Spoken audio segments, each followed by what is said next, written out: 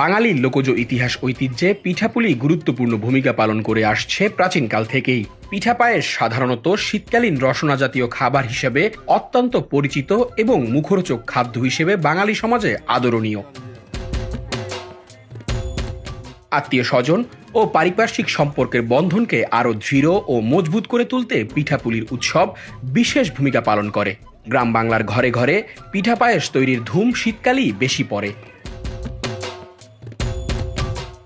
এরই ধারাবাহিকতায় গত শুক্রবার অর্থাৎ 17 জানুয়ারি থেকে 18 জানুয়ারি পর্যন্ত রাজধানীর পান্থপথ গ্রিন রোড এলাকায় পিঠা উৎসবের আয়োজন করেছে মীরা। পিঠার গন্ধে জাগে শীতের স্মৃতি, উৎসবে মিশে বাঙালির প্রীতি।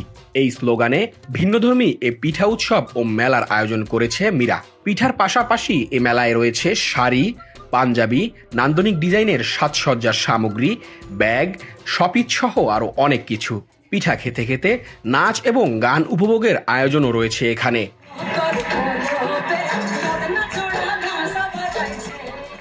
আচ্ছা, মীরার যাত্রাটা প্রায় 2 বছরের, কিন্তু আমরা এই প্রথমবারের মতো আসলে এরকম বড় পরিসরে একটা এখানে আয়োজন করেছি।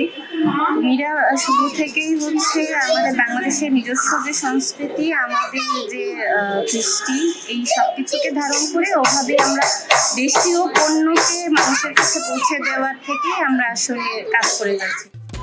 এখানে রয়েছে ভাপা পিঠা, চিতই পিঠা, দুধ চিতই, ছিট পিঠা, দুধকুলি, ক্ষীরকুলি, চিটারুটি ও হাঁসের মাংস।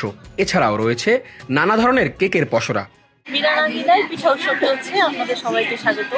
এখানে পিঠা হিসেবে আছে হচ্ছে যে নকশি পিঠা, ঝিনুক পিঠা, মালপোয়া, পাকোড়া আছে, তারপর পাটিসাপটা আছে, দুধ চিতই আছে। আর হচ্ছে গিয়ে আজকে হচ্ছে বিশেষ আকর্ষণ ছিল, সেটা হচ্ছে কি চিটারুটি প্লাস হাঁসের মাংস, সেটাও এখানে আসতেই পারবেন, নিয়ে যেতে পারবেন, সব ব্যবস্থা আছে, চলে আসুন, মিস করবেন না।